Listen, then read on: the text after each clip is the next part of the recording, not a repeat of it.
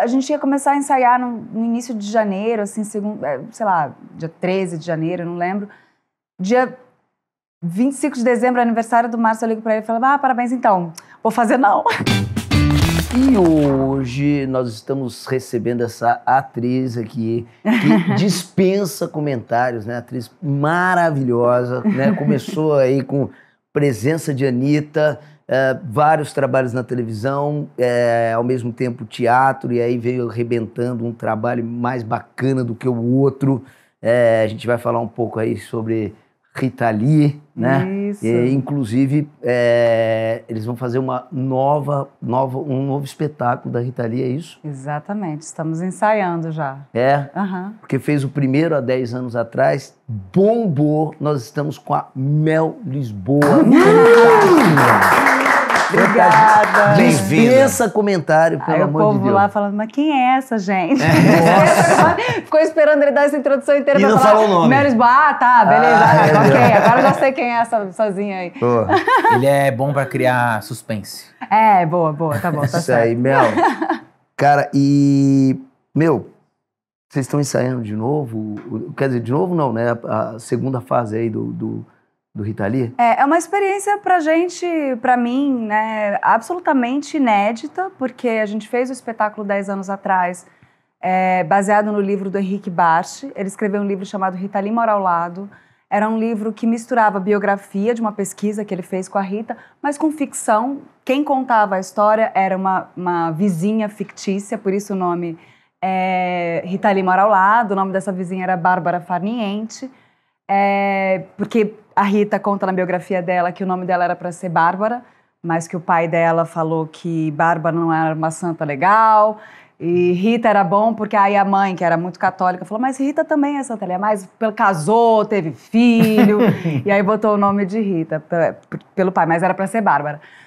E aí a gente fez esse espetáculo baseado nesse livro, mas depois a Rita foi assistiu 2 vezes ao espetáculo, e ela, que já tinha vontade de escrever uma autobiografia, assistir a história dela no palco foi também um incentivo para que ela escrevesse a própria história. Cara, que legal. Então, 2 anos depois da nossa estreia, em 2016, ela lança a autobiografia dela. Aí tô resumindo um pouco, corta para 2022, Rita já doente, pede para eu fazer o audiolivro, pede para eu narrar o livro dela. E enquanto eu narrava, e ela já tinha feito em 2021 um pedido para que a gente voltasse com o espetáculo, com Rita Lee Mora ao Lado. Eu já estava aposentada já desde 2012 e tal. E a gente estava tentando viabilizar, mas estava na pandemia e tal, bom, enfim, aquela complicação. Enquanto eu lia, eu e o Guilherme Samora líamos o Rita Lee Mora ao Lado, a autobiografia da Rita, a gente foi tendo essa ideia de, puxa, mas por que a gente então, em vez de fazer o Rita Lee Mora ao Lado, por que a gente não conta a história como a Rita quis que a história dela fosse contada, né? Por ela mesma. Então, enfim, resumidamente, a gente acabou mudando o projeto, ou seja, é um projeto que surgiu desse projeto inicial do Rita Lee Mora ao Lado. A equipe é quase a mesma de 10 anos atrás. A Rita é a mesma, 10 anos mais velha. mas a gente está agora ensaiando, então, o espetáculo baseado na autobiografia dela. Então, mas legal. aí, como que faz Desculpa. como é que faz a dramaturgia? Porque, assim, a outras diz que tinha um pouco de dramaturgia e uma autobiografia, ela tá contando a história. Alguém teve que meter a mão ali para criar uma história? Ou uma adaptação? Uma adaptação? Sim. A adaptação foi feita, o roteiro foi feito, inclusive a gente está assim, em processo, né? Porque a gente está levantando e algumas coisas estão mudando ainda. A gente está vendo, isso funciona, isso não funciona, entra essa música, sai aquela música, enfim. A coisa não está tão fechada ainda.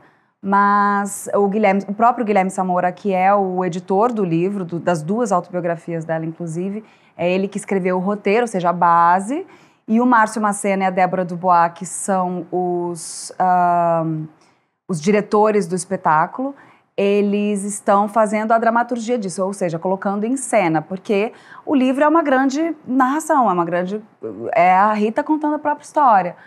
Então, como que você vai ter a Rita contando para Sim. o público a própria história, então aí tem esse contato direto com o público, que é legal, a Rita narradora, mas também tem muitas cenas e tal, tem os outros personagens. Então é isso que está sendo feito como dramaturgia. Então é uma nova versão, né? Só que agora da perspectiva da Rita. Exatamente. E engraçado, tem muita coisa que ela contesta, por exemplo, não foi isso que foi a história, o que aconteceu foi isso, acontece isso na... Acontece até coisas mais engraçadas, mas aí é do livro, né? Que vale muito a pena ler, quem não leu. Aliás, vale muito a pena ler os dois, são livros diferentes.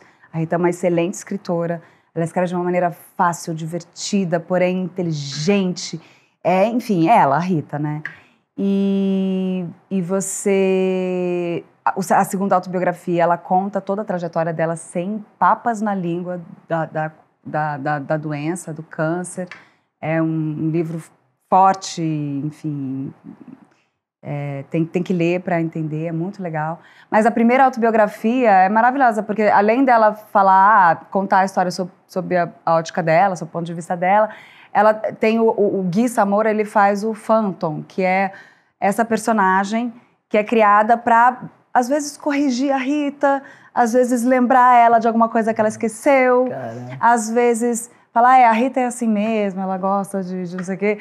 Então, ele vai fazendo comentários, em vez de ter tido um editor que entrou, ou uma editora, claro, que entrou para falar, para fazer essas correções, deixaram o texto dela como ela escreveu, e esse personagem criado, desenhado pela própria Rita, o Fantasminha, vai fazendo esses comentários, vai tecendo esses comentários, é muito legal. E, Mel, você comentou dessa segunda biografia, que ela aborda um pouco mais da fase que ela já ficou doente e tal. Sem spoiler, mas eu li só a primeira. Essa segunda é uma continuação a partir do ponto que parou ou ela revisita também novamente a trajetória dela? Ela revisita em alguns momentos, porque ela vai escrevendo como se fosse um diário, você vai entendendo. Então, assim, à medida que as coisas vão acontecendo, e a gente que viveu isso agora muito recentemente, porque é muito recente, né? Sim. Alguns acontecimentos... a gente lembra, então a gente vai percebendo que ela vai escrevendo também de acordo com o que está acontecendo no dia a dia, assim. Acontece alguma coisa, ela comenta, e aí ela lembra de algo que aconteceu um tempo atrás, aí ela faz também esse resgate da memória dela. Então tem um pouco de tudo, mas ela começa contando do dia em que ela sentiu o peso, que ela achou que ela estava tendo uma reação à vacina da Covid, né? E assim, vocês estão pensando em fazer as duas peças juntas? Não. Tipo, mas pode ser legal, né, meu? Né? Não pra saúde da Mel. Não, com certeza. Não, mas não no mesmo dia. Mas, por exemplo, você pode apresentar... Nem na mesma semana. A primeira versão quarta e quinta e a outra sexta, sábado e domingo, entendeu? O legal é que, assim, o que a gente tem... Pra quem assistiu ao Rita Lee Mora ao Lado, tem alguns presentinhos, sabe assim?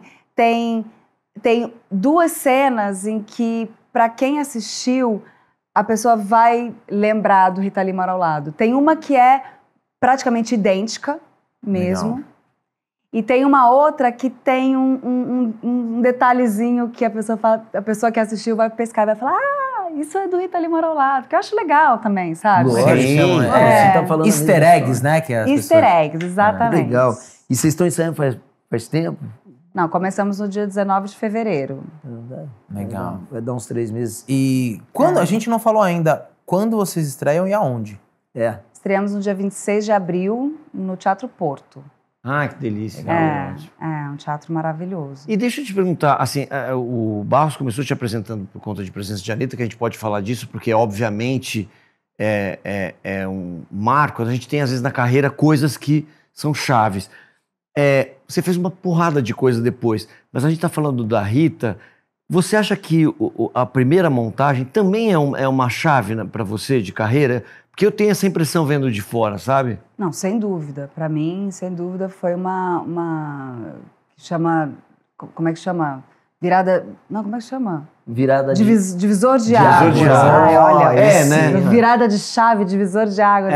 Bom, Esses chavões, né? Exato, divisor de águas. Mas eu acho que sim. Eu já vinha construindo uma carreira no teatro, né? Houve o pessoal do Faroeste, Paulo foi Faria, muito importante. É. O Paulo Faria. A confiança que o Paulo Faria depositou em mim num teatro que é um teatro de resistência, é um teatro político. E no início, assim, que eu tinha recém-chegado a São Paulo, era uma coisa mais... As pessoas ficaram meio... Por que a Mel tá metida nesse teatro e tal? E o Paulo investiu e acreditou, e eu também. E aí, a partir daí, começou a ter uma outra visão da própria classe, né, teatral. E comecei a fazer outros projetos e tal. Mas nesse dia em que o Márcio Macena me entrega esse livro e fala, queria que você fizesse a Rita, o livro do Henrique Bach, e eu fico... A princípio eu tentei fugir de todas as formas, porque eu morria de medo, e morro de medo até hoje, na verdade, fico desesperada. Mesmo já tendo feito, eu morro de medo. Mas ali, quando eu estreio esse espetáculo, eu acho que há uma segunda grande virada. Teve um pedal ali do Paulo Faria, em termos de confiança da classe, mas eu acho que a Rita ultrapassou a bolha da classe, sabe? Sim. A Rita foi para o público. Até porque a própria Rita, muito generosamente, abençoou e fala inclusive no livro. No livro ela fala isso, da peça, fala que eu interpretei ela, me elogia no livro. Então, assim, essa bênção da Rita, ela acaba se espalhando. Então, ela fura a bolha da classe. E isso é muito raro, né? Geralmente, quando acontece ou no teatro ou uma cinebiografia, geralmente, em 90% dos casos, os homenageados já estão mortos, né? Sim. E aí eu acho que é o que você falou. Hoje é muito legal você guardar essa recordação, as palavras dela, ela te prestigiou. Mas na hora que chega o convite, que a pessoa tá viva e você admira, meu, deve ser um... Muito. Foi. O Márcio sabe, o Márcio e a Débora, o que eu tentei fugir... A gente ia começar a ensaiar no início de janeiro, assim, sei lá, dia 13 de janeiro, não lembro. Dia 25 de dezembro, aniversário do Márcio, eu ligo pra ele e falo, parabéns, então. Vou fazer não. Aí ele, Mel, calma, vamos fazer o seguinte, deixa passar Natal, deixa passar Réveillon. Em janeiro a gente se fala, tá tudo bem, então se você não quiser fazer, não tem problema. E ele arrancando todos os fios de cabelo. Caraca. Porque eu tava desesperada. No final eu acabei fazendo, né? Mas... É porque além de tudo tem que cantar e um monte de coisa. Sim, então... eu não cantava e tal. Pra mim é difícil até hoje.